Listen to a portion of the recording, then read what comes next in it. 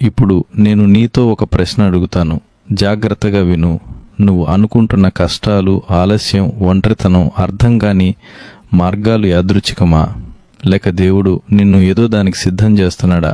ఎందుకంటే చాలామంది ఒకటి అనుకుంటారు, దేవుడు నన్ను శిక్షిస్తున్నాడేమో అని. కానీ బైబిల్లో మనం చూస్తే దేవుడు ఎవరిని వాడుకోవాలో ముందు వాళ్ళని విరగదీస్తాడు, లోపల మారుస్తాడు, నెమ్మదిగా సిద్ధం చేస్తాడు. ఈ మాట వింటే కొంచెం భయం వస్తుంది, కానీ ఇందులో ఒక గొప్ప ఆశ కూడా ఉంది. నువ్వు ఈ వీడియో ఇక్కడ ఆపకుండా వినాలంటే ఒక్క కారణం చాలు.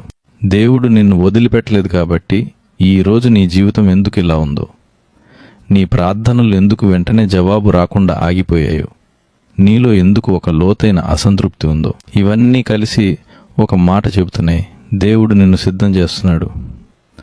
కానీ ప్రశ్న ఏంటంటే, నువ్వు అది గుర్తిస్తున్నావా లేదా? ఇప్పుడు బైబిల్ వైపు చూద్దాం. ఇది నా ఆలోచన కాదు, నీ అనుభవం మాత్రమే కాదు, దేవుని వాక్యం చెబుతున్న సత్యం. కీర్తనల గ్రంథంలో దావీదు మాటలు విను. కీర్తనలు 66వ అధ్యాయం 10వ వచనంలో ఇలా రాయబడింది, దేవా, నీవు మమ్మల్ని పరీక్షించితివి, వెండిని శుద్ధి చేసినట్లు మమ్మల్ని శుద్ధి చేసితివి అని. ఇది చాలా సాధారణ మాటలా అనిపించవచ్చు, కానీ దీని లోతు భయంకరమైనది.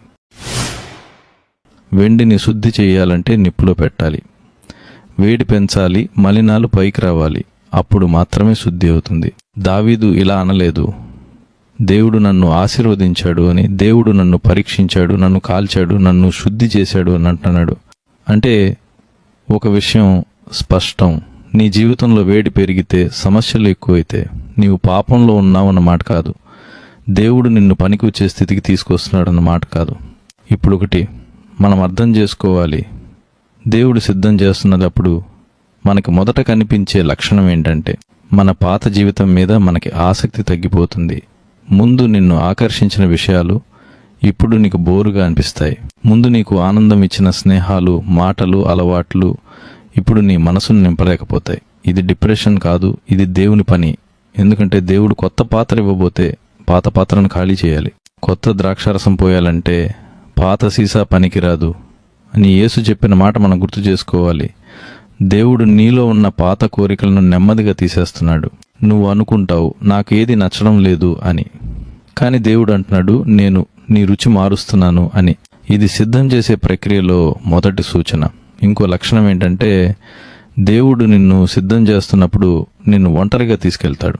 ఇది చాలామందికి బాధగా ఉంటుంది. నువ్వు ప్రార్థన చేస్తావు, దేవా నాకు తోడుగా ఎవ్వరూ లేరు అని. కానీ బైబిల్ చూస్తే దేవుడు వాడుకున్న ప్రతి వ్యక్తిని ఒక దశలో ఒంటరిగా తీసుకెళ్లాడు. దావీదు గొర్రెల మైదానంలో ఒంటరిగా ఉన్నాడు, మోషే అరణ్యంలో ఒంటరిగా ఉన్నాడు, ఎలియా చెరువు దగ్గర ఒంటరిగా ఉన్నాడు. ఎందుకంటే దేవుడు జనసమూహంలో గొప్ప మనుషులను తయారు చేయడు, ఒంటరిగా ఉన్న చోట లోపలి మనిషిని తయారు చేస్తాడు. ఈ ఒంటరితనం శాపం కాదు, ఇది శిక్షణ. దేవుడు నీ చెవులు శుభ్రం చేస్తున్నాడు.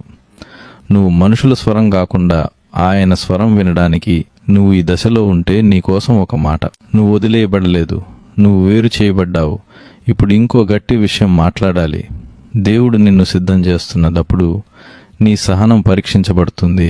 ఇది చాలా కష్టం. మనం వెంటనే ఫలితం చూడాలనుకుంటాం, ప్రార్థన చేశామంటే జవాబు రావాలి అనుకుంటాం. కానీ దేవుడు ఆలస్యం చేస్తాడు, ఎందుకంటే ఆలస్యం శిక్ష కాదు, తయారీ. బైబిల్లో యోసేపు కథ చూడి, దేవుడు కలలిచ్చాడు, కానీ వెంటనే సింహాసనం ఇవ్వలేదు. గోతిలో వేశారు, చెరసాల్లో పెట్టారు, మర్చిపోయారు. కానీ ప్రతి దశలో దేవుడు యోసేపును రాజుగా తయారు చేశాడు. ఈ మాట బైబిల్ అంతటా ఒకేలా కనిపిస్తుంది. దేవుడు తొందరపడడు. మనలో